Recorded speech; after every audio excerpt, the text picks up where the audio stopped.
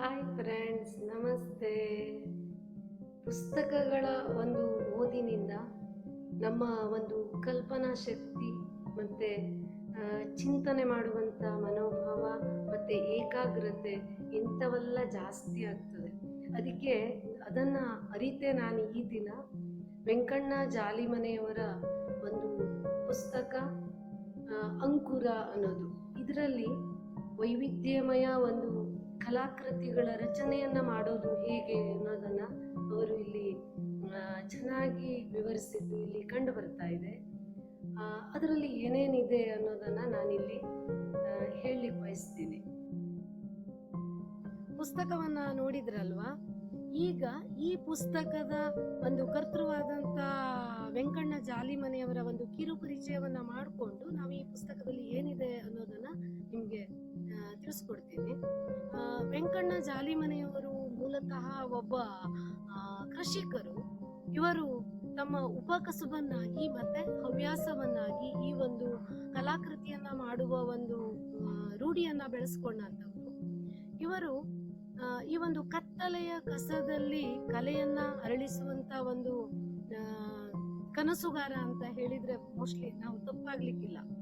ಮತ್ತೆ ವೆಂಕಣ್ಣ ಜಾಲಿಮನೆಯವರು ಅವ್ರು ಏನ್ ಮಾಡ್ತಾರೆ ಅಂದ್ರೆ, ತಾವು ಈ ತೋಟ ಗದ್ದೆಗಳಲ್ಲಿ ಆಮೇಲೆ ಬೆಟ್ಟ ಗುಡ್ಡಗಳಲ್ಲಿ ಎಲ್ಲ ಸಿಗುವಂತ ಪ್ರತಿಯೊಂದು ನೇಚರಲ್ಲಿ ಸಿಗುವಂತ ವಸ್ತುವಿನಲ್ಲೂ ಸಹ ಇವರು ಒಂದು ವೈಶಿಷ್ಟ್ಯತೆಯನ್ನ ಗುರುತಿಸಿ ಅದಕ್ಕೆ ತಮ್ಮದೇ ಆದ ಒಂದು ಕಲ್ಪನೆಯನ್ನ ಊಹಿಸ್ಕೊಂಡು ಆಕೃತಿಗಳನ್ನ ಕೊಟ್ಟು ಆ ಕಲೆಯನ್ನ ಬೆಳೆಸ್ಕೊಂಡು ಹೋದಂಥವ್ರು. ಇವರು ಏನ್ ಮಾಡಿದ್ದಾರೆ, ಅನೇಕ ಕಲಾಕೃತಿಗಳನ್ನ ಮಾಡಿ ಸ್ವಸ್ತಿಕ್ ಆರ್ಟ್ ಗ್ಯಾಲರಿ ಅಂತ ಮಾಡಿಕೊಂಡು ಅದರಲ್ಲಿ ಇಟ್ಟಿದ್ದಾರೆ ಅನೇಕ ಕಲಾಕೃತಿಗಳನ್ನ. ಇದರ ಜೊತೆಯಲ್ಲಿ ಅವರು 2000ನೇ ಇಸ್ವಿಯಲ್ಲಿ 2000 ಒಂದು ಅರಳಿ ಎಲೆಯ ಮೇಲೆ ಬೇರೆ ಬೇರೆ ಮಹಾತ್ಮರ ಚಿತ್ರಗಳನ್ನ, ಪ್ರಾಣಿ ಪಕ್ಷಿ, ಆಮೇಲೆ ಬೇರೆ ಬೇರೆ ಹೀಗೆ ನೇಚರಲ್ಲಿ ಅವ್ರಿಗೆ ಏನ್ ಅನಿಸ್ತೋ ಅಂತ ಒಂದು ಚಿತ್ರಗಳನ್ನ ಅದರಲ್ಲಿ ರಚಿಸಿ ಅದನ್ನ 1 ಕಿಲೋಮೀಟರ್ ದೂರಕ್ಕೆ ಅದನ್ನ ತೆರೆದಿರುವ ಒಂದು ಅಭಿಲಾಷೆಯನ್ನ ಇವರು ಹೊಂದಿದ್ರು. ಮತ್ತೆ ಇವರ ವೆಂಕಣ್ಣ ಜಾಲಿಮನೆಯವರು ಈ ನಿರಾಶಾವಾದಿಗಳಿಗೆ ಆಶಾವಾದದ ಒಂದು ಬೆಳಕನ್ನ ತೋರಿಸಿದಂಥವ್ರು ಅಂತ ನಾವು ಹೇಳ್ಬೋದು. ಯಾಕೆಂದ್ರೆ ಇವರು ಬೇರು, ತೊಗಟೆ, ನಾರಿನಿಂದ, ಎಲೆಯಿಂದ ಹೀಗೆ ಬೇರೆ ಬೇರೆ ಒಂದು ವಸ್ತುವಿನಿಂದ ಕಲೆಯನ್ನ ಮಾಡಿ ಜನರಿಗೆ ಇದು ಒಂದು ವೃತ್ತಿಯನ್ನು ಸಹ ನಾವು ಮಾಡಿಕೊಂಡು ಹೋಗ್ಬಹುದು, ಬದುಕನ್ನ ಕಟ್ಕೊಳ್ಳಿಕ್ಕೆ ಆಧಾರವಾಗಿರ್ಬಹುದು ಅಂತ ಮಾರ್ಗದರ್ಶನವನ್ನ ನೀಡಿದ್ದಾರೆ. ಆಮೇಲೆ ಈಗ ಇಷ್ಟ ಆದ ನಂತರ ನಾವು ಈ ಪುಸ್ತಕದ ಒಳಗಡೆ ಏನೇನಿದೆ ಅನ್ನೋದನ್ನ ನಾನೀಗ ಹಂತ ಹಂತವಾಗಿ ನಿಮ್ಗೆ ಹೇಳ್ತಾ ಹೋಗ್ತೀನಿ. ಈ ಪುಸ್ತಕದಲ್ಲಿ ವೆಂಕಣ್ಣನವರು 11 ಟೈಟ್ಲನ್ನ ಕೊಟ್ಟುಕೊಂಡು ಇದನ್ನ ವಿವರಿಸ್ತಾ ಹೋಗಿದ್ದಾರೆ. ಅದರಲ್ಲಿ ಮೊದಲನೇದಾಗಿ ಇಲ್ಲಿ ಹಸಿರು ಚಿಗುರು ಶುಭಾಶಯ ಅಂತ. ಈ ಹಸಿರು ಚಿಗುರು ಶುಭಾಶಯದಲ್ಲಿ ಅವ್ರು ಏನ್ ಹೇಳ್ತಾರೆ ಅಂದ್ರೆ, ಈಗ ನಮ್ಗೆ ಹುಲ್ಲಿರ್ಬಹುದು, ಈ ಹೂವಿನ ಹೆಸಳು ಇರ್ಬೋದು, ಇಲ್ಲಾಂದ್ರೆ ಭತ್ತದ ತೆನೆ, ಆಮೇಲೆ ಬೇರೆ ಬೇರೆ ವಸ್ತುಗಳಿಂದ ನಾವು ಶುಭಾಶಯ ಪತ್ರಗಳನ್ನ ಯಾವ ರೀತಿ ಮಾಡ್ಬೋದು, ವಿಸಿಟಿಂಗ್ ಕಾರ್ಡ್ಗಳನ್ನ ಹೇಗೆ ಮಾಡ್ಬೋದು ಅನ್ನೋದನ್ನ ಇಲ್ಲಿ ಅವರು ಹೇಳ್ತಾರೆ. ಈಗ ನಾವು ಡೈರೆಕ್ಟ್ ಆಗಿ ಹೂವನ್ನು ಅಥವಾ ಸಸ್ಯವನ್ನು ತಗೊಬಂದು ಈಗ ಒಂದು ಕಾರ್ಡಲ್ಲಿ ಅಂಟಿಸಿದ್ರೆ ಅದು ಹಾಳಾಗ್ಬಿಡತ್ತೆ. 1 ದಿನ 2 ದಿನ ಅದು ಬಾಡಿ ಹೋಗ್ತದೆ, ಸರಿಯಾಗಿ ಬಾಳಿಕೆ ಬರೋದಿಲ್ಲ. ಅದಕ್ಕೆ ನಾವು ಅದನ್ನ ಏನ್ ಮಾಡ್ಬೇಕು, ಯಾವುದೇ ಒಂದು ನೈಸರ್ಗಿಕ ವಸ್ತುವನ್ನ ಈಗ ತಗೊಂಡಾಗ ಅದಕ್ಕೆ ಅದರದ್ದೇ ಆದ ಒಂದಷ್ಟು ಪ್ರೊಸೀಜರ್ ಇರ್ತದೆ. ಅದೇನು ಅಂದ್ರೆ, ಮೊದಲನೇದಾಗಿ ಆಯ್ಕೆ ಮಾಡ್ಕೊಳ್ಳೋದು. ಈಗ ಒಂದು ವಸ್ತು ನಮಗೆ ನೇಚರ್ ಅಲ್ಲಿ ಇದೆ ಅಂತಂದ್ರೆ ಇದು ಯಾವುದಕ್ಕೆ ಸೂಕ್ತ ಅನ್ನೋದನ್ನ ಫಸ್ಟ್ ಆಯ್ಕೆ ಮಾಡ್ಕೊಳ್ಬೇಕು ಅಂತ ಹೇಳ್ತಾರೆ. ಅದಕ್ಕೆ ಈಗ ಒಂದು ಹೂ ಆಯ್ಕೆ ಮಾಡ್ಕೊಳ್ಳುವಾಗ, ಎಲೆಯನ್ನ ಆಯ್ಕೆ ಮಾಡ್ಕೊಳ್ಳುವಾಗ ಯಾವಾಗಲೂ ತಿಳುವಾಗಿರುವಂತ ಒಂದು ದಳ ತಿಳುವಾಗಿರುವಂತ ಹೂವನ್ನ ಆಯ್ಕೆ ಮಾಡ್ಕೊಳ್ಬೇಕು. ಎಲೆ ತಿಳುವಾಗಿರ್ಬೇಕು. ಅಂದ್ರೆ ಈಗ ಈ ಒಂದು ಹಬ್ಬಲಿಗೆ ಹೂವು, ಆಮೇಲೆ ಚೆಂಡು ಹೂವು, ಅಶೋಕ ಹೂವು, ಚೆಂಡು ಹೂವಿನ ಎಲೆ, ಈ ರೀತಿಯದನ್ನ ಆಯ್ಕೆ ಮಾಡ್ಕೊಳ್ಬೇಕು. ಆಮೇಲೆ ಆಯ್ಕೆ ಮಾಡ್ಕೊಂಡ್ರೆ ಅದು ಬಾಳಿಕೆ ಬರಬೇಕು. ಅದು ಒಂದು ಸ್ವಲ್ಪ ದಿನ ನಮ್ಗೆ ನೆರಳಲ್ಲಿ ಒಣಸಿಟ್ರೆ ಅದು ತನ್ನ ಕಲರನ್ನ ಕಳ್ಕೊಳ್ಬಾರ್ದು, ಆ ರೀತಿಯಲ್ಲಿ ಇರಬೇಕು. ಆಮೇಲೆ ಅದರ ಗುಣಮಟ್ಟ ಚೆನ್ನಾಗಿರ್ಬೇಕು. ಮತ್ತೆ ಅದರ ಒಂದು ಸಮಯವನ್ನ ಹೇಳ್ತಾರೆ. ಏನು, ಮಧ್ಯಾಹ್ನ ಬಿಸಿಲಲ್ಲಿ 1 ಗಂಟೆಗೆಲ್ಲ ನಾವು ಆ ಒಂದು ಇದನ್ನು ಸಂಗ್ರಹ ಮಾಡಿದರೆ ಅದು ಅದರ ಒಂದು ನೈಜತ್ವ ಅದರಲ್ಲಿ ಇರೋದಿಲ್ಲ. ಅದಕ್ಕೆ ಏನು ಮಾಡಬೇಕು, ನಾವು ಸಂಜೆ 5ರಿಂದ 6 ಗಂಟೆ ಒಂದು ವೇಳೆಯಲ್ಲಿ ಅದನ್ನು ಸಂಗ್ರಹಣೆ ಮಾಡುವಂಥದ್ದು. ಆಮೇಲೆ ಅದಕ್ಕೆ ಅದರದ್ದೇ ಆದ ಸಂಸ್ಕರಣೆ ಮಾಡೋದು. ಸಂಸ್ಕರಣೆ ಅಂದರೆ ಹೇಗೆ ಮಾಡೋದು? ಈಗ ಒಂದು ಎಲೆಯನ್ನು ನಾವು ಸಂಸ್ಕರಣೆ ಮಾಡಬೇಕು ಅಂತಂದರೆ ಎಲೆಯನ್ನು ಏನು ಮಾಡಬೇಕು, ತಗೊಬಂದು ನಾವು ಅದನ್ನು ಅವ್ರು ಏನು ಹೇಳ್ತಾರೆ, ಒಂದು ಪ್ರಮಾಣ ಕೊಟ್ಟಿದ್ದಾರೆ. ಆ ಒಂದು ಪ್ರಮಾಣದಲ್ಲಿ ನೀರಿಗೆ ಪೊಟ್ಯಾಷಿಯಮನ್ನು ಹಾಕಿ ಅದನ್ನು ಒಂದು ಸ್ವಲ್ಪ ಇಟ್ಟು ಅದನ್ನು ವಾಶ್ ಮಾಡಬೇಕು. ಯಾಕೆಂದರೆ ಆ ಎಲೆಯಲ್ಲಿರುವಂಥ ಕ್ರಿಮಿ ಕೀಟ ಎಲ್ಲ ಇರಬಾರ್ದು, ಮುಂದೆ ಅದು ಇಲ್ಲಾಂದರೆ ಹಾಳಾಗಿಬಿಡ್ತದೆ. ಆ ರೀತಿಯ ಒಂದು ಪ್ರೊಸೀಜರನ್ನು ಮಾಡಿಕೊಂಡು ನೆರಳಲ್ಲಿ ಒಣಗಿಸಿಟ್ಟು ಆಮೇಲೆ ಅದನ್ನು ಬಳಸುವಂಥದ್ದು. ಹೀಗೆ ಪ್ರತಿಯೊಂದಕ್ಕೂ ಅವರು ಏನು ಹೇಳ್ತಾರೆ ಅಂದರೆ, ಈ ಒಂದು ಎಲೆ ಮತ್ತು ಈ ನೈಸರ್ಗಿಕ ವಸ್ತುಗಳಿರ್ತಾವಲ್ಲ, ಇದನ್ನು ನಾವು ಏನು ಮಾಡಬೇಕು ಅಂದರೆ, ಈ ಸಿಂಗಲ್ ಒಂದು ಶುಭಾಶಯ ಪತ್ರ ತಯಾರಿಯಲ್ಲಿರ್ಬೋದು ಅಥವಾ ಫೋಲ್ಡಿಂಗ್ ಶುಭಾಶಯ ಪತ್ರದ ತಯಾರಿಯಲ್ಲಿ ಇರ್ಬೋದು, ಅದಕ್ಕೆ ಗಮ್ಮನ್ನು ಹಾಕುವಾಗ ಆ ಗಮ್ಮು ಸಹಿತ ಪ್ರಮಾಣ ಹೇಗಿರಬೇಕು, ಈಗ 1 ಚಮಚ ಒಂದು ಫೆವಿಕಾಲ್ ಗಮ್ಮನ್ನೇ ಬಳಸಬೇಕು, ಒಂದು ಕ್ವಾಲಿಟಿದು ಬಳಸಬೇಕು. ಆಮೇಲೆ ಅದಕ್ಕೆ ನೀರನ್ನು 1 ಚಮಚನೋ ಏನೋ ಅವರು ಪ್ರಮಾಣ ಕೊಟ್ಟಿದ್ದಾರೆ, ಆ ಪ್ರಮಾಣದಲ್ಲೇ ಹಾಕಬೇಕು ಅಂತ ಅವ್ರು ಹೇಳೋದು. ಆಮೇಲೆ ಅದನ್ನು ಅಂಟಿಸಬೇಕು. ಆಮೇಲೆ ಬ್ರಷ್ಗಳನ್ನು ಈ ಕಲರೆಲ್ಲ ಕೊಡುವಾಗ brush flat number 4, flat number 2 ಈ ರೀತಿಯ ಬ್ರಷ್ಗಳನ್ನು ಯಾವ್ಯಾವುದಕ್ಕೆ ಹೇಗೆ ಬಳಸಬೇಕು ಅನ್ನೋ ಎಲ್ಲ ಮಾಹಿತಿಗಳನ್ನು ಇದರಲ್ಲಿ ಅವರು ಕೊಟ್ಟಿದ್ದಾರೆ.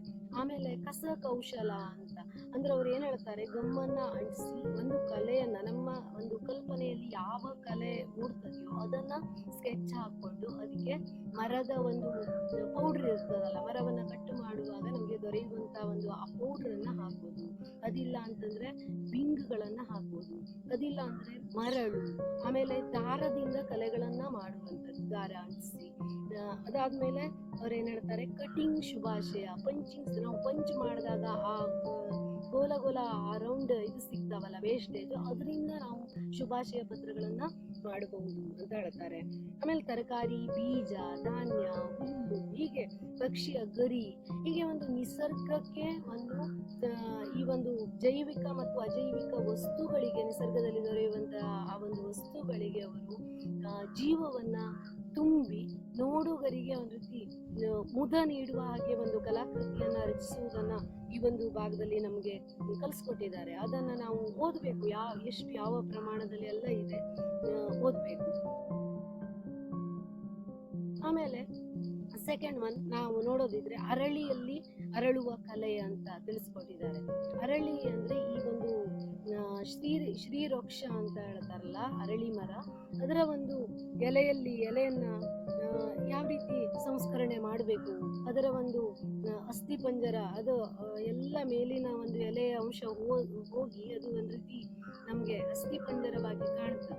ಆಗ ಅದಕ್ಕೆ ಒಂದು ಕಲರನ್ನು ಕೊಟ್ಟು ನಮ್ಮದೇ ಆದ ಯಾವುದೇ ಒಂದು ಮನಸ್ಸಿನಲ್ಲಿ ಒಂದು ಕಲೆಯನ್ನು ರೂಪಿಸ್ಕೊಂಡು ಯಾವುದು ಇದರಲ್ಲಿ ಮಾಡ್ಬೋದು. ಈಗ ಒಂದು ಸ್ಟ್ಯಾಚ್ಯೂ ಇದ್ದರೆ ಅದಿಲ್ಲ ಅಂದರೆ ನಮಗೆ ಬೇರೆ ಬೇರೆ ಒಂದು ಪಕ್ಷಿಗಳ ಚಿತ್ರವನ್ನು ಅಥವಾ ಬೇರೆ ಒಂದು ಹೂವಿನ ಚಿತ್ರ ಯಾವುದು ಅಂತ ಕಲ್ಪನೆ ಮಾಡಿಕೊಂಡು ಅದಕ್ಕೆ ಹಾಕೋದು. ಅದನ್ನು ಹೇಗೆ, ಅದರ ಒಂದು ಸಂಸ್ಕರಣೆಯನ್ನು ಹೇಗೆ ಮಾಡಬೇಕು, ಈಗ ಮಣ್ಣಿನ ಪಾತ್ರೆಯಲ್ಲಿ ನೀರನ್ನು ಹಾಕ್ಕೊಂಡು ಅದನ್ನು ನೆನೆಸಿಟ್ಟು ಅದನ್ನು ಪೂರ್ತಿ ಕವರ್ ಮಾಡಿ ಇಡುವಂಥದ್ದು. ಅದು 1 ವಾರದ ನಂತರ ಮತ್ತೆ ಅದನ್ನು ಸರಿಯಾಗಿ ತೆಗೆದು ಅದನ್ನು ಮೇಲೆ ಕೆಳಗೆ ಎಲೆಗಳನ್ನು ಮಾಡಿ ಹೀಗೆ ಅದು ಒಂದು ಸ್ವಲ್ಪ ದಿನ ಹಾಗೆ ಇಟ್ಟಾಗ ಅದು ಸರಿಯಾಗಿ ಕೊಳೀತದೆ. ಆ ಕೊಳೆದ ನಂತರ ಅದು ಮೇಲಿನ ಈ ಕೃತಕವಾದಂಥ ವಾಷಿಂಗ್ ಪೌಡರ್ ಎಲ್ಲ ಬಳಸುವ ಹಾಗಿಲ್ಲ. ಅದಕ್ಕೆ ಏನು ಮಾಡಬೇಕು, ಈ ಸೀಗೆ ಇಟ್ಟು ಅಂತ ಒಂದು ಇದರಿಂದ ಅದನ್ನು ನಿಧಾನಕ್ಕೆ ವಾಶ್ ಮಾಡಿ ಅದನ್ನು ಏನು ಮಾಡಬೇಕು, ಅದನ್ನು ನೆರಳಲ್ಲಿ ಹಾಕಿ ಒಣಗಿಸಿ ಅದಕ್ಕೆ ಜೀವವನ್ನು ತುಂಬುವಂಥದ್ದನ್ನು ಮಾಡಬೇಕು ಅಂತ ಅವರು ಹೇಳ್ತಾರೆ.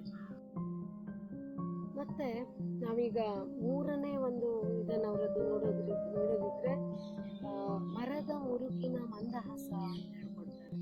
ಏನಂದರೆ ವೆಂಕಣ್ಣ ಜಾಲಿಮನೆಯವರು ಪಶ್ಚಿಮ ಘಟ್ಟದಲ್ಲಿ ಅವರು ಆ ಕಡೆ ಬೆಟ್ಟ ಗುಡ್ಡಗಳ ಕಡೆ ಹೋಗುವಾಗ ಅವರು ಏನು ಮಾಡ್ತಾರೆ, ಅಲ್ಲಿ ತಮ್ಮ ಅಂತರ್ಚಕ್ಷುವಿನಿಂದ ಅವರು ನೋಡುವಂಥ ಪ್ರತಿಯೊಂದು ಒಂದು ಮರ ಮರ ಇರ್ಬೋದು, ಮರದ ಬೀಳಿರ್ಬೋದು, ಅದರ ಒಂದು ತೊಗಟೆ ಇರ್ಬೋದು, ಬೊಗಟೆ ಇರ್ಬೋದು, ಮರ ಕಡಿದಿರುವಾಗ ಆ ಬುಡದಲ್ಲಿ ಇರ್ಬೋದು, ಅದು ಎಲ್ಲದರಲ್ಲಿ ಅವರು ಒಂದು ಕಲೆಯನ್ನ ನೋಡ್ತಾರೆ.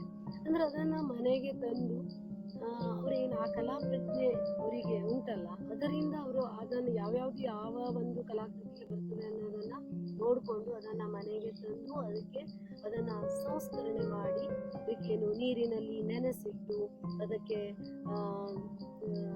ಏನು ಚಾಕುವಿನಿಂದ, ಆಮೇಲೆ ಉಳಿಯಿಂದ, ಮತ್ತೆ ಗರಗಸದಿಂದ ಅದಕ್ಕೆ ಬೇಕಾದ ಒಂದು ಆಕೃತಿಯನ್ನ ಕೊಟ್ಟು ಅದಕ್ಕೆ ವಾರ್ನಿಷ್ ಹಚ್ಚೋದು, ಆಯಿಲ್ ಹಚ್ಚೋದು, ಆಮೇಲೆ ಪಾಲಿಶ್ ಪೇಪರ್ಗಳಿಂದ ತಿಕ್ಕೋದು, ಗ್ಲಾಸಿಂದ ಅದಕ್ಕೆ ಶೈನಿಂಗ್ ಅನ್ನ ಮಾಡೋದು, ಹೀಗೆ ಬೇರೆ ಬೇರೆ ವಸ್ತುಗಳನ್ನ ಬಳಸಿ ಅವರು ಅದಕ್ಕೆ ಒಂದು ಉತ್ತಮವಾದ ಒಂದು ಕಲಾಕೃತಿಯನ್ನ ಕೊಟ್ಟಿದ್ದು ಇಲ್ಲಿ ಕಂಡು ಬರ್ತದೆ.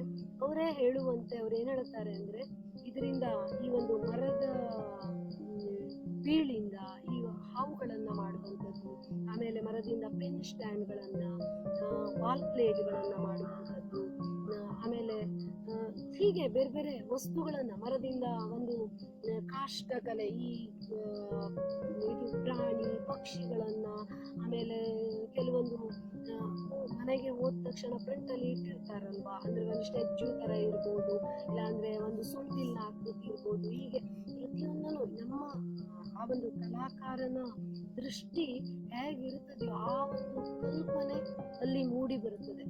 ಈಗ ಕಲಾ ಪ್ರಜ್ಞೆ ಇರಬೇಕು, ಇದು ಎಲ್ಲರಲ್ಲಿ ಆಗೋದಿಲ್ಲ, ಎಲ್ಲರೂ ಮಾಡ್ಬೇಕು ಅಂದ್ರೆ ಇದು ಸಾಧ್ಯ ಇಲ್ಲ. ಯಾಕೆಂದ್ರೆ ಇದರದ್ದೇ ಆದ ಒಂದು ಪರಿಶ್ರಮ ಇಲ್ಲಿ ಬೇಕಾಗ್ತದೆ, ಮತ್ತೆ ತಾಳ್ಮೆ ಬೇಕು, ಶ್ರದ್ಧೆ ಬೇಕು, ಮತ್ತೆ ಕಲ್ಪನಾ ಶಕ್ತಿ ಬೇಕು, ಅಂತರ್ಚಕ್ಷು ಬೇಕು, ವಿವೇಕ ಬೇಕು. ಆ ಒಂದು ಪ್ರಜ್ಞೆ ಎಲ್ಲ ಇದ್ದಾವಾಗ ಈ ಒಂದು ಮರದ ಕಲೆ ಅರಳ್ತದೆ ಅಂತ ಇಲ್ಲಿ ಅವರು ತಿಳಿಸ್ಕೊಡ್ತಾರೆ. ಅದೇ ರೀತಿ ಇಷ್ಟಾದ್ಮೇಲೆ ನಾವು ಅವರು ಮರದ ಇದರಲ್ಲೇ ಮತ್ತೆ ಮುಂದೆ ಹೋದ್ರೆ ಅವ್ರು ಏನ್ ಹೇಳ್ತಾರೆ, ಮರದ ಒಂದು ಪೊಳ್ಳು, ಈ ಕೆಲವು ಮರದಲ್ಲಿ ಪೊಳ್ಳಿರ್ತದೆ, ಅದರಿಂದ ಏನ್ ಮಾಡ್ಬೋದು, ಆಸ್ಟ್ರೇಗಳನ್ನ ಮಾಡ್ಬೋದು, ಮರದ ಪೊಳ್ಳಿಂದ ಆಸ್ಟ್ರೇಗಳನ್ನ ಮಾಡ್ಬೋದು. ಮತ್ತೆ ಮರಕ್ಕೆ ಈ ಬಾಂದಳಕ ಅಂತ ಹಾಕೊಂಡಿರ್ತದೆ, ಈಗ ನಾವು ಅದನ್ನ ತಂದು ಅದನ್ನ ಬಿಡಿಸಿದಾಗ ಆಕ್ಟೋಪಸ್ ರೀತಿ ಕಂಡು ಬರ್ತದೆ. ಈ ರೀತಿಯ ಒಂದು ವಸ್ತುವನ್ನ ತಲುಪಿಸ್ಕೊಂಡು ಬೇರೆ ಬೇರೆ ಒಂದು ಮಾಡೆಲ್ಗಳನ್ನ ಮಾಡೋದನ್ನ ಅವರಿಲ್ಲಿ ಚೆನ್ನಾಗಿ ತೋರಿಸ್ಕೊಟ್ಟಿದ್ದಾರೆ. ಅಷ್ಟಲ್ಲದೆ ಅವರು ಈ ಬಿದಿರಿನಿಂದ ಬಹುರೂಪ ಅಂತ ಮತ್ತೊಂದು ಹೇಳ್ತಾರೆ. ಬಿದಿರು ಇಲ್ಲಿ ಒಂದು ಸಂತ ಶಿಶುನಾಳ ಶರೀಫರ ಒಂದು ಗೀತೆಯನ್ನ ಅವರು ನೆನಪಿಸ್ಕೊಳ್ತಾರೆ. ಏನಂದ್ರೆ, ನಿಮಗೂ ಗೊತ್ತಿದೆ, ಬಿದಿರು ನಾನಾರಿಗಲ್ಲದವಳು ಹುಟ್ಟುತ್ತಾ ಏನು ಹುಲ್ಲಾದೆ ಬೆಳೆಯುತ್ತ ಬಿದಿರಾದೆ ಅಂತ. ಅಂದ್ರೆ ಬಿದಿರು ಎಲ್ಲರಿಗೂ ಒಂದು ಏನಾದ್ರು ಒಂದು ವಸ್ತು, ಬಿದಿರಿನ ಒಂದು ವಸ್ತು ಮಾಡೋದು ಸಾಮಾನ್ಯವಾಗಿ ಗೊತ್ತಿರುತ್ತದೆ. ಏನಂದ್ರೆ, ಬೆಳೆದ ಬಿದಿರನ್ನ ತಗೊಬಂದು ಅದಕ್ಕೆ ಉಪ್ಪನ್ನ ನೀರಿಗೆ ಹಾಕಿ ಅದನ್ನ ಮುಳಿಸಿಟ್ಟು, ಆಮೇಲೆ ಸ್ವಲ್ಪ ಒಂದೆರಡು ದಿನದ ನಂತರ ಅದಕ್ಕೆ ಈ ಕೈ ಬೇವಿನ ಎಣ್ಣೆಯನ್ನ ಹಾಕಿ ಅದರ ಜೊತೆಯಲ್ಲಿ ಒಂದ್ ಸ್ವಲ್ಪ ನೀರಿಗೆ ಹಾಕಿ ಅದರಲ್ಲಿ ಇಟ್ಟು, ಹೀಗೆ ಅದನ್ನ ಒಂದು ಪ್ರೊಸೀಜರ್ ಇದೆ, ಅದನ್ನ ಸಂಸ್ಕರಣೆ ಮಾಡುವಂತ ಒಂದು ವಿಧಾನ ಇದೆ. ಅದನ್ನೆಲ್ಲ ಮಾಡಿಕೊಂಡು ಆ ಬಿದಿರಿನಿಂದ ಮೊದಲು ಈ ಅಕ್ಕಿಯನ್ನ ಅಳೆಯಲಿಕ್ಕೆ ಶೇರೆಲ್ಲ ಬಳಸ್ತಾರೆ, ಶೇರು, ಶಿದ್ದೆ, ಆಮೇಲೆ ಬೇರೆ ಬೇರೆ ವಸ್ತು, ಅದರಿಂದ ಪೆಟ್ಲಂಡೆ ಅಂತ ಮಾಡ್ತಾರೆ. ಅದಲ್ಲದೆ ಮತ್ತೆ ಕೆಲವೊಂದು ವಾದನಗಳನ್ನ ಮಾಡ್ಬೋದು, ಈ ಸಂಗೀತ ಇನ್ಸ್ಟ್ರೂಮೆಂಟ್ಸ್, ಈಗ ಕೊಳಲುಗಳನ್ನ ಮಾಡ್ಬೋದು. ಆಮೇಲೆ ಬಿದ್ರಿಂದ ಲೊಟ್ಟೆ ಅಂತ ಈ ದಣಿವಿಗೆ ಕಟ್ಟುವಂತ ಒಂದು ಸಾಧನವನ್ನ ಗುಂಬ್ರಿ ಅಂತ ಕರೀತಾರೆ, ಅದನ್ನ ಮಾಡ್ಬೋದು. ಹೀಗೆ ಬಿದ್ರಿಂದ ವಾಲ್ ಪ್ಲೇಟು, ಆಮೇಲೆ ಏನಾದ್ರು ಹ್ಯಾಂಗಿಂಗ್, ಈ ರೀತಿಯ ಒಂದು ಕಲಾಕೃತಿಯನ್ನ ಮಾಡಬಹುದು ಅಂತ ಇನ್ನೂ ಅನೇಕ ಕಲಾಕೃತಿಯನ್ನ ಇಲ್ಲಿ ಕೊಟ್ಟಿದ್ದಾರೆ. ಇವರ ಒಂದು ಅನಿಸಿಕೆ ಏನಂದ್ರೆ, ನಾವು ಹಣ ಕೊಟ್ಟು ಬೇರೆ ಬೇರೆ ವಸ್ತುಗಳನ್ನ ಮಾರ್ಕೆಟಿಂದ ಆರ್ಟಿಫಿಷಿಯಲ್ ಆಗಿ ಅಲಂಕಾರಿಕ ವಸ್ತು ಅಂತ ತಂದು ಮನೆಯಲ್ಲಿ ತೂಗಾಕ್ಬಹುದು. ಆದ್ರೆ ಅದಕ್ಕೆ ಅದು ಒಂದ್ ರೀತಿ ಏಕತಾನತೆ ಇರುತ್ತದೆ, ಅದರಲ್ಲಿ ಹೊಸತನ ಇರೋದಿಲ್ಲ, ನಾವೀನ್ಯತೆ ಇರೋದಿಲ್ಲ. ಈ ರೀತಿಯ ಒಂದು ಇದನ್ನೆಲ್ಲ ನಾವು ಮಾಡಿ ಡೆಕೋರೇಷನ್ಗೆ ಬಳಸಿದ್ರೆ ಅದಕ್ಕೆ ಅದರದ್ದೇ ಆದ ಒಂದು ನಾವೀನ್ಯತೆ ಇರ್ತದೆ. ಮತ್ತೆ ಈ ರೇಜಿಗೆ ಒಂದ್ ರೀತಿ ಇದು ಉಂಟಾಗೋದಿಲ್ಲ, ನಮ್ಮ ಒಂದು ಕ್ರಿಯೇಟಿವಿಟಿ ಬೆಳೀತದೆ. ಅದಕ್ಕೆ ಅವ್ರು ಏನ್ ಹೇಳ್ತಾರೆ, ಈ ಬಿದಿರಿಂದೆಲ್ಲ ನಾವು ಬೇರೆ ಬೇರೆ ಕಲೆಗಳನ್ನ ಮಾಡೋದು ಉತ್ತಮ ಅಂತ ಹೇಳಿ ಇಲ್ಲಿ ಕೊಟ್ಟಿದ್ದಾರೆ. ಅಷ್ಟಲ್ಲದೆ ಇವರು ಏನ್ ಹೇಳ್ತಾರೆ ಅಂದ್ರೆ, ಈ ಒಂದು ಕಲ್ಪವೃಕ್ಷ, ನಿಮ್ಗೆ ಈಗಾಗಲೇ ಗೊತ್ತಿರುವಂತೆ ಕಲ್ಪವೃಕ್ಷವನ್ನ ಕಲಾವೃಕ್ಷ ಅಂತಲೂ ಕರಿಬಹುದು. ತೆಂಗಿನ ಒಂದು ಅಡಿಯಿಂದ ಮುಡಿವರೆಗೆ ಇದು ಎಲ್ಲ ಭಾಗಗಳು ಸಹ ಇದಕ್ಕೆ ಪ್ರಯೋಜನಕ್ಕೆ ಬರ್ತದೆ. ಅವರು ಇಲ್ಲಿ ಕೊಟ್ಟಿದ್ದಾರೆ, ಏನು ತೆಂಗಿನ ಒಂದು ಎಡೆ ಇರಬಹುದು, ಅದನ್ನ ಹಾವಿನ ರೀತಿ ಮಾಡಬಹುದು, ಇಲ್ಲಾಂದ್ರೆ ಅದರ ಒಂದು ಗರಿಯಿಂದ ಬೇರೆ ಬೇರೆ ಕಲಾಕೃತಿಯನ್ನ ಮಾಡೋದು, ಕಡ್ಡಿಯಿಂದ ಕಸ್ಬರಿಗೆ ಆ ರೀತಿಯ ಒಂದು ಇದನ್ನ ಮಾಡೋದು, ಗರಟೆಯಿಂದ ಸೌಟುಗಳನ್ನ ಮಾಡೋದು, ತಟ್ಟೆಗಳನ್ನ ಮಾಡುವಂಥದ್ದು, ಆಮೇಲೆ ತೆಂಗಿನಕಾಯಿ ಸಿಪ್ಪೆಯಿಂದ ಹೂಕುಂಡವನ್ನ ಮಾಡುವಂಥದ್ದು, ಅಲ್ಲಿ ತೆಂಗಿನ ಒಂದು ಕಾಂಡದಿಂದ ಮನೆ ಗಿನೆ ಎಲ್ಲ ಕಟ್ಟಲಿಕ್ಕೆ ಅದು ಸಹಾಯಕ ಆಗಿರುತ್ತದೆ. ತೆಂಗಿನಕಾಯಿ ಕೊಬ್ಬರಿಯಿಂದ ಕಲಾಕೃತಿಗಳನ್ನ ಸೃಷ್ಟಿ ಮಾಡುವಂಥದ್ದು, ತೆಂಗಿನ ಎಣ್ಣೆ, ಹೀಗೆ ಪ್ರತಿಯೊಂದು ಭಾಗನು ಯಾವ್ಯಾವ ರೀತಿಯಲ್ಲಿ ಅದು ಹೇಗೆ ಮಾಡಬೇಕು ಅನ್ನೋದನ್ನ ಇಲ್ಲಿ ಮಾಹಿತಿಯನ್ನ ಇಲ್ಲಿ ಕೊಟ್ಟಿರೋದು ಕಂಡು ಬರ್ತದೆ. ಅದೇ ರೀತಿ ತೆಂಗಿನ ಮತ್ತೊಂದು ರೂಪವಾದ ಕಂಗು, ಅಡಿಕೆ ಮರದಿಂದ ಯಾವ ರೀತಿ ಪ್ರಯೋಜನ ಇದೆ, ಅಡಿಕೆ ಸಿಪ್ಪೆಯಿಂದ ಹೂವನ್ನ ತಯಾರು ಮಾಡೋದು ಹೇಗೆ, ಆಮೇಲೆ ಅಡಿಕೆಯನ್ನ ಚಾಲಿ ಅಡಿಕೆಯಿಂದ ಈ ಒಂದು ಹಾರವನ್ನ ಮಾಡುವಂಥದ್ದು, ಅದನ್ನೆಲ್ಲ ಅವರು ಚೆನ್ನಾಗಿ ತಿಳಿಸ್ಕೊಟ್ಟಿದ್ದಾರೆ.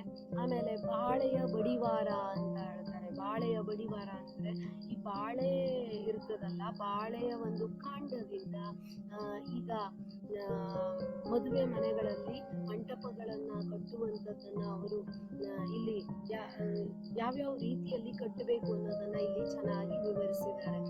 ಇದನ್ನೆಲ್ಲ ಮೋಸ್ಟ್ಲಿ ನಮ್ಗೆ ಹತ್ತಿರದಲ್ಲೇ ನಮ್ಮ ಮನೆಯ ಆಸ್ಪಾಸಲ್ಲಿ ಇದ್ರೆ ಇದನ್ನ ಮಾಡಿದ್ರೆ ನಾವು ಎಷ್ಟೋ ಹಣವನ್ನ ಉಳಿಸಬಹುದು.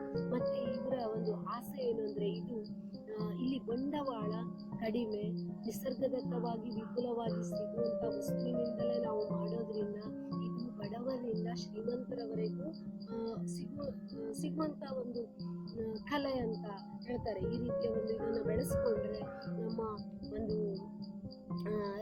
ಪ್ರವೃತ್ತಿಗೂ ಒಳ್ಳೆಯದು, ಮತ್ತೆ ನಮ್ಮ ಒಂದು ಕ್ರಿಯೇಟಿವಿಟಿ ಇದರಿಂದ ಜಾಸ್ತಿ ಆಗ್ತದೆ, ನಮ್ಮ ಒಂದು ಕಸುಬಾಗೂ ನಾವು ಮಾಡ್ಕೊಳ್ಬಹುದು. ಮತ್ತೆ ಮಾರ್ಕೆಟ್ ಅನ್ನ ಹತ್ತಿರದಲ್ಲೇ ನಾವು ಕಂಡುಕೊಂಡ್ರೆ ಇದರಿಂದ ಹಣವನ್ನ ಗಳಿಸಬಹುದು ಅನ್ನೋ ವಿಚಾರ ಇವರದ್ದು.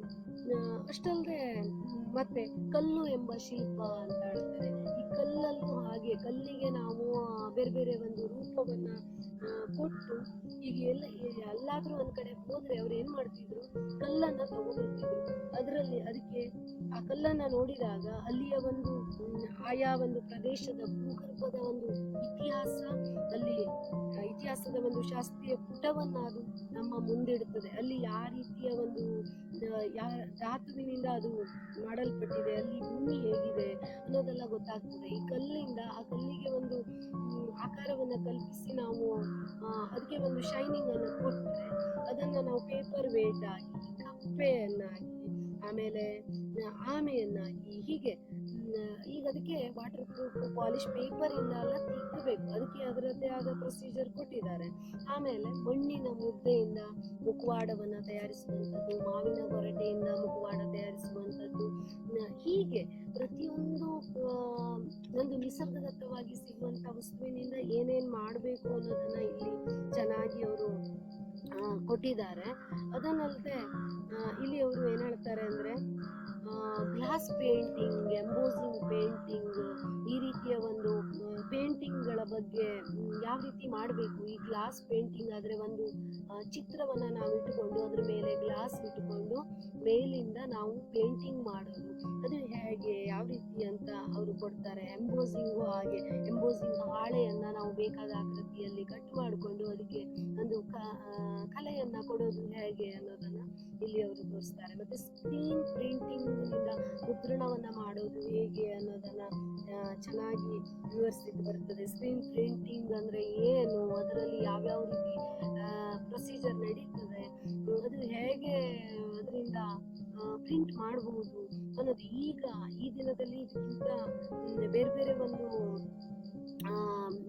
ಸ್ಪೀಡ್ ಮುದ್ರಣಗಳು ಇದಾವೆ, ಆದರೂ ಸಹ ಇದರ ಬಗ್ಗೆ ನಾವು ತಿಳ್ಕೊಳ್ಳಿಕ್ಕೆ ತೊಂದರೆ ಇಲ್ಲ ಅಂತ ಅವರು ಇಲ್ಲಿ ಹೇಳುವಂಥದ್ದು. ಇದನ್ನ ಕೈಗೆಟುಕುವ ಒಂದು ಕೌಶಲ ಅಂತ ಹೇಳ್ಬೋದು. ಮತ್ತೆ ಅವರು ಕೊನೆಯಲ್ಲಿ ಹೇಳುತ್ತಾರೆ, ಬಣ್ಣಗಳ ಪರಿಚಯ ಇರಬೇಕು ಕಲಾಕಾರನಿಗೆ. ಯಾಕೆ ಅಂದ್ರೆ ಮೂಲ ಬಣ್ಣ ಯಾವುದು, ಮಿಶ್ರ ಬಣ್ಣ ಯಾವುದು, ಮಾಧ್ಯಮಿಕ ಒಂದು ಬಣ್ಣಗಳು ಯಾವುದು, ಯಾವ ಬಣ್ಣವನ್ನ ಯಾವ ಬಣ್ಣಕ್ಕೆ ಸೇರಿಸಿದ್ರೆ ನಮಗೆ ದೊರೆಯುವಂತ ಬಣ್ಣ ಯಾವುದು ಅನ್ನೋ ಒಂದು ಕಲ್ಪನೆ ಇರಬೇಕು ಅಂತ ಹೇಳ್ತಾರೆ. ಆಮೇಲೆ ಪ್ರತಿ ಸಸ್ಯಕ್ಕೆ ಸುಮಾರು ಸಸ್ಯಗಳನ್ನ ಕೊಟ್ಟಿದ್ದಾರೆ, ಅದಕ್ಕೆ ಇರುವಂತಹ ಶಾಸ್ತ್ರೀಯ ಹೆಸರುಗಳನ್ನ ಇಲ್ಲಿ ವಿಶದವಾಗಿ ವಿವರಿಸಿದ್ದು ಕಂಡು ಬರುತ್ತದೆ. ಅಷ್ಟಲ್ಲದೆ ಈ ಒಂದು ಪುಸ್ತಕಕ್ಕೆ ಈ ಪುಸ್ತಕದಲ್ಲಿ ಕೊಟ್ಟ ಹಾಗೆ ನಾವು ಕಲೆಯನ್ನ ಮಾಡಲಿಕ್ಕೆ ಈ ಒಂದು ಪಠ್ಯಕ್ರಮವನ್ನು ಅವರು ಕೊಡ್ತಾರೆ. ಇದಕ್ಕೆ ತರಬೇತಿ ಅವಶ್ಯ. ನಾವು ಕಲ್ಪನೆ ಮೇರೆಗೆ ಎಲ್ಲವನ್ನ ಮಾಡಲಿಕ್ಕೆ ಆಗೋದಿಲ್ಲ. ಕೆಲವೊಂದು ಸಣ್ಣ ಸಣ್ಣ ಕಲಾಕೃತಿಗಳನ್ನ ಮಾಡಬಹುದು.